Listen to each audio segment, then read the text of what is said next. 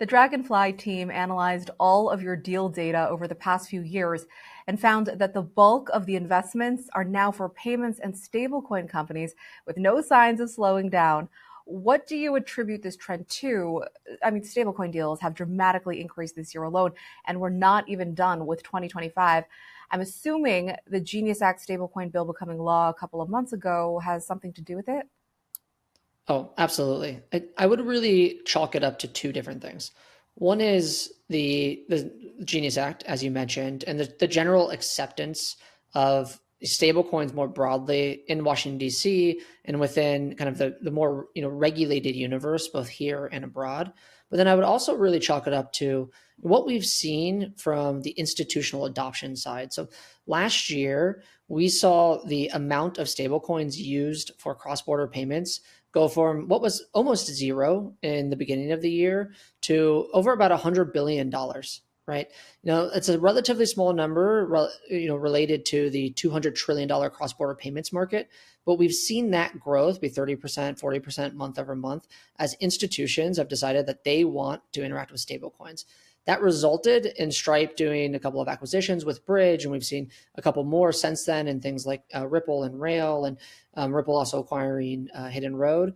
But as that just tailwind has really started to pick up behind this institutional adoption of stablecoins, the amount of VC interest, the amount of investor interest has also picked up alongside of it. What else have you noticed has changed since the Genius Act stablecoin bill became law here in the US a couple of months ago? So I talked a little bit about this, institutional interest. Well, I can tell you that I know for a fact there's at least 12 Fortune 500 RFPs out in the market right now for large institutions, large companies, enterprises who want to go and use stablecoins as part of their treasury management solutions. So what we're seeing is that you can go to the biggest payment companies in the world, you can go to the biggest companies in the world, and they're saying, we want to use and we understand that using stablecoins is good. We understand that it's going to help our business. We understand that's going to save costs. And now we're also seeing people understand that it will also drive new revenue. And so that's one of the things that's, I think, really exciting. We see things, we invested in a business called Rain, which raised a 58 million Series B and announced that a few weeks ago. And that's one of the first of its kind, essentially credit cards that uses an entirely on-chain workflow in utilizing stablecoins and settling directly with Visa in those stablecoins so that you never have to touch a bank if you don't want to, right? And that is something that is new and novel and has never existed before. And people are starting to wake up to why that is valuable. So let's zoom in on some of your numbers. In 2021, the number of stablecoin and payments deals came in at 156, jumping to 226 in 2024. And for this year so far, that number stands at 115, accounting for nearly 8% of all deals, the highest percentage since 2021. Also, the amount raised this year from stablecoin and payments accounted for about 14% of the total amount raised. Were you surprised by this data? It sounds like the answer is no, but what do these figures signify to you? Yeah, we weren't surprised at all, and it's been, probably the biggest theme for us as investors as well. I think one of the things that's really interesting there is, that kind of dichotomy between, okay, well, 8% or so of the deals through the first two quarters was, in stable coins, but 15% or so was in the amount of capital invested. And that's because of the amount of just essentially adoption that is happening in those enterprises, in those businesses and institutions. So you're seeing, real product market fit. And so those companies are doing, Series A, Series Bs. It's not just seed rounds anymore. It's not just the earliest of stages. I mentioned Rain, who did a $58 million Series B. We invested, there's another portfolio of our company of ours who did a $50 million Series A earlier this year. Other companies like, and that one's called Agora, but other companies like M0, other companies like Plasma, like these are all stablecoin infrastructure that are raising a lot of money on the order of magnitude of $50 million plus because they're seeing just adoption that everybody is excited about from the investors themselves, but also the users, right? And this is one of the few areas in crypto where we've seen that adoption just pick up in a way that has gotten everybody excited, even outside of the crypto ecosystem. Can you take us through some of the key use cases involving stablecoins? What has been generating the most interest? I mean, yesterday I spoke with EY America's digital assets solution lead about a new report focused on stablecoins, which noted that B2B cross border payments is proving to be an early use case showing value. Is this something you're noticing too? Yeah, B2B cross-border is one of the fastest growing areas. I mentioned earlier that I believe that to be about $100 billion of volume last year. That's picking up the pace quite quickly.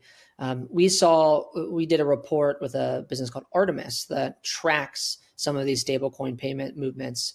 And we track about 30 companies. It's not the whole universe, it's just a small subsection. But the amount of cross-border B2B payments that was happening in stablecoins had doubled from May until August, about $6 billion annually for that small subset of 30 companies. So I would expect it to be, based on what we know of the universe, on the order of magnitude of something like 3 to 4 times that monthly, right? And so that's telling you we're close to something like, over $200 billion, right? Or doubling last year in run rate. The other thing that we've seen is essentially emerging market usage of stablecoin backed cards, people who have demand for US dollars, who want those stablecoins, who are now starting to spend those US dollars versus just save them. So stablecoin backed cards, stablecoin backed neobanks, those are things that are starting to really pick up steam in terms of usage across the emerging markets, and really also investor interest. Those are some of the biggest raises that we've seen this year as well. And the last thing we've really seen on the stablecoin side has been remittance. And so by some data from Artemis, who I mentioned earlier, they showed that as much as 10% of all cross-border remittance peer-to-peer was happening in stablecoin rails between the US and India, about 8% between the US and Mexico. Those are two of the biggest corridors in the world for remittance. And so we're really starting to see this demand and comfort with stablecoins in those emerging markets and going cross-border from the US to those emerging markets, whether it's businesses or consumers alike. Interesting. Now, what other crypto related VC trends have been emerging lately based on the deals you have been engaged in? I would say the one place that we're seeing probably the most interest other than stablecoins has actually been prediction markets. So we're investors in a business called Polymarket. I believe everybody knows Polymarket at this point, but they've seen significant growth in their usage through last year during the election, but then also into this year.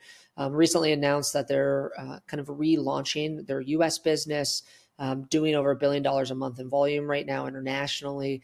And that type of prediction market has really become a zeitgeist for how people engage with each other, how people would like to engage with just call it the financialization of everything.